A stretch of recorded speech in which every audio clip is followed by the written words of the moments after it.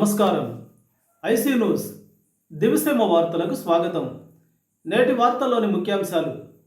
అంతా టీచర్స్ కనుక నేను వాస్తవం చెప్పాలని చెప్పేసి బాబ్జీ గారు నీతి నిజాయితీకి సంఘాన్ని పెట్టారు కనుక మనం చెప్పే నేను పనిచేసే ఫోరం ఫర్ ఆర్టీఐ నీతి నిజాయితీగా న్యాయబద్ధంగా ఉంటుంది. వసూలు చేసే ఆర్టీఐ కాదు, ఓన్లీ కమిటీ సిస్టాన్ని ఏర్పాటు చేసే. సార్ చెప్తుంటే మీకు చెప్తాను సార్. మొన్న సండే రోజు స్టేట్ బోర్డు చేసామండి.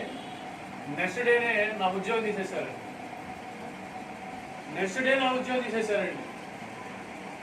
విజయవాడలో కేవీఆర్ జూనియర్ కాలేజీ అడ్మినిస్ట్రేటివ్ ప్రిన్సిపల్గా నేను చేస్తున్నాను.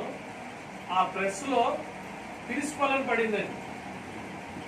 మేనేజ్మెంట్ వాళ్ళు అక్కడ ఉన్న వేరే మనలాంటి ఎంఎస్సీ చేసినోడే,